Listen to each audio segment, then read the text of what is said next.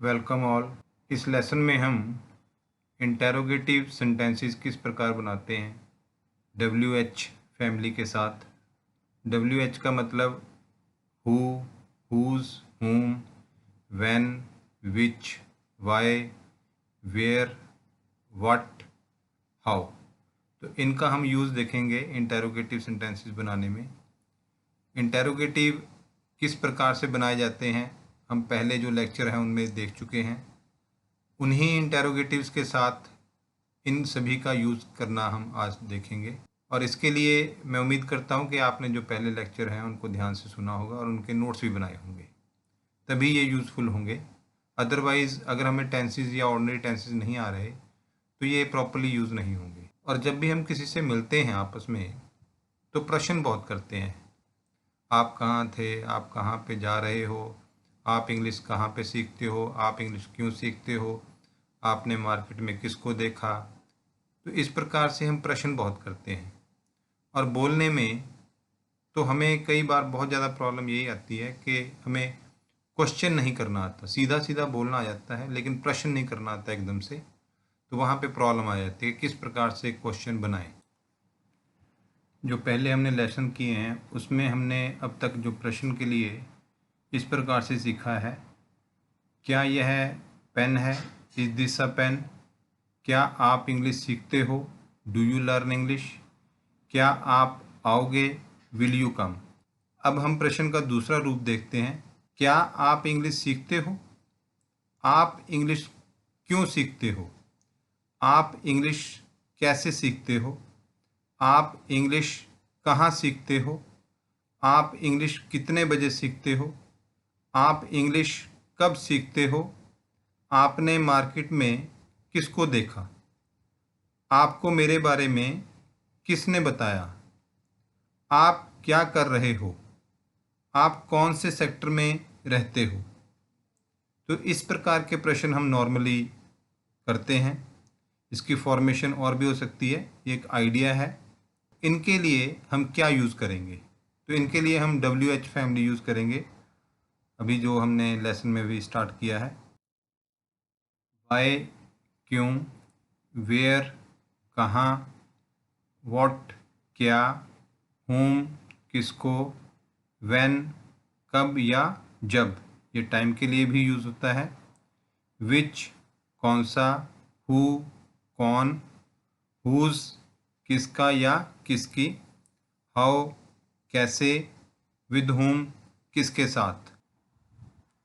देखिए जो ये सेंटेंस है डू यू लर्न इंग्लिश, तो इसकी हिंदी बनती है क्या आप इंग्लिश सीखते हो। इसका मतलब जो पूछने वाला है उसे पता नहीं है कि आप इंग्लिश सीखते हो या नहीं सीखते, तो वो आपसे पूछ रहा है डू यू लर्न इंग्लिश, क्या आप इंग्लिश सीखते हो। और अगर इसके आगे WH फैमिली में से कोई लगेगा तो उसकी सेंस क्या होगी फिर। अब देखिए इसके आगे अगर वाई लग जाए तो बनता है why do you learn English. अब इसका मीनिंग ये नहीं है कि क्या आप इंग्लिश सीखते हो, तो पूछने वाले का मीनिंग ये बन रहा है आप इंग्लिश क्यों सीखते हो। उसे पता है कि आप इंग्लिश सीख रहे हो या आप इंग्लिश सीखते हो, तो वो पूछ रहा है why do you learn English, आप इंग्लिश क्यों सीखते हो। तो जब वाई लग गया आगे तो इंटेरोगेटिव उसी ढंग से रहेगा, कोई सेंटेंस में चेंज नहीं करना है फॉर्मेशन में, सिर्फ हमने इंटेरोगेटिव जो डू यू लर्न इंग्लिश था उसके आगे वाई लगाया है, तो जिससे सेंस बन जाती है आप इंग्लिश क्यों सीखते हो। अब देखिए अगर इसके आगे वेयर लग जाएगा तो बन जाएगा where do you learn English, आप इंग्लिश कहाँ सीखते हो। इसमें सबसे पहले हम हाउ का मतलब कैसे, आप यहाँ कैसे आते हो, how do you come here, आप यहाँ कैसे आए, how did you come here. अब इसमें आप यहाँ कैसे आते हो तो आपको ये अंडरस्टैंड होना चाहिए कि ये सिंपल है, आप यहाँ कैसे आए ये पास्ट सिंपल है। जब आपको इसकी अंडरस्टैंडिंग होगी फिर आप सेंटेंस भी ठीक बनाओगे। तो इसकी प्रैक्टिस हम पहले कर चुके हैं। देखिए अगर यहाँ से हाउ को अगर हम हटा दें फिर बनता है डू यू कम हियर, क्या आप यहाँ आते हो, लेकिन उसे पता है कि आप यहाँ आते हो। फिर वो पूछ रहा आप यहाँ पे कैसे आते हो, साइकिल पे आते हो, पैदल आते हो, गाड़ी पे आते हो, किस प्रकार आते हो। How do you come here, आप यहाँ कैसे आए, मतलब आप साइकिल पे आए, स्कूटर पे आए, कार पे आए, या फिर किस काम के लिए आए। तो इनका मीनिंग यही निकलता है, how did you come here. तो ये पास्ट सिंपल टेंस था। ये एक दो सेंटेंस एक्सप्लेन किए जा रहे हैं, आप इसकी ज़्यादा फॉर्मेशन बना सकते हो अपने एंड पे। वाई का मतलब क्यों, आप लेट क्यों हो, तो ये ऑर्डिनरी टेंस है, वाई आर यू लेट। आप क्यों आए हो, तो ये प्रेजेंट परफेक्ट है, या इसे पास्ट सिंपल में भी हम बना सकते थे। तो ये बन गया वाई हैव यू कम, या वाई डिड यू कम भी ये बन सकता था। व्हाट का मतलब क्या, आप क्या कर रहे हो, तो ये प्रेजेंट कंटिन्यूस है, तो इसकी इंग्लिश बन जाएगी व्हाट आर यू डूइंग। क्या हुआ, व्हाट हैपेंड।